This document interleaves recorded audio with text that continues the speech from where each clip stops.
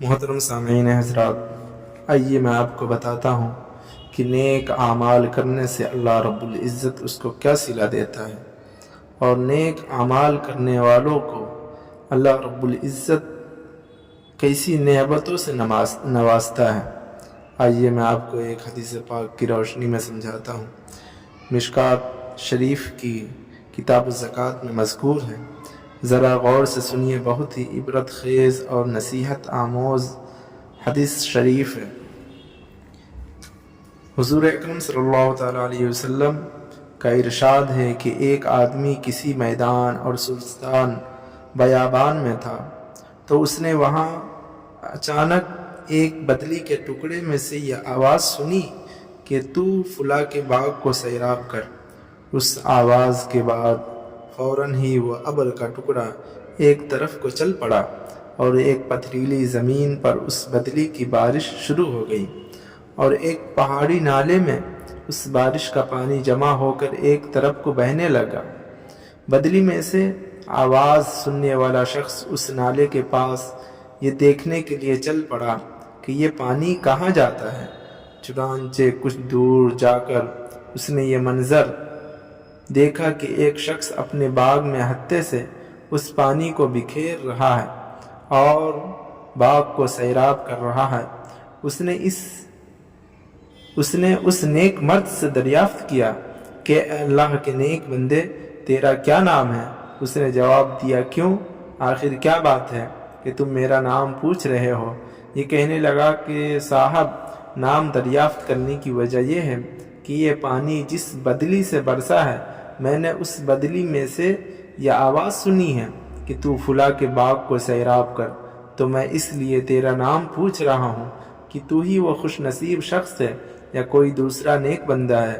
یہ سن کر باغ والے نے اپنا نام بتایا، تو یہ وہی نام تھا جو بدلی سے نکلنے والی آواز میں سنا گیا تھا۔ اب یہ شخص حیران ہو کر دریافت کرنے لگا کہ اے باغ والے، للہ تو مجھے یہ تو بتا کہ تو اس باغ میں کون سا ایسا نیک عمل کرتا ہے کہ تیرا نام لے کر بدلیوں کو حکم دیا جاتا ہے کہ وہ تیرے باغ کو سیراب کرے۔ باغ والا کہنے لگا کہ میں خود تو اپنا حال ظاہر کرنا پسند نہیں کرتا تھا، لیکن جب تم نے سوال ہی کر لیا تو سن لو، اس باغ میں میرا یہ عمل ہے کہ اس کی پیداوار کو میں 3 حصوں پر تقسیم کرتا ہوں۔ ایک حصہ تو میں فقراء اور مساکین کو بطور خیرات دے دیتا ہوں، اور ایک حصہ اپنے اہل و عیال پر خرچ کرتا ہوں، اور ایک حصہ پھر اسی باغ کے مصارف میں لگا دیتا ہوں۔ برادران اسلام، اس باغ میں میرا عمل یہ ہے کہ اس کی پیداوار کو میں 3 حصوں پر تقسیم کرتا ہوں۔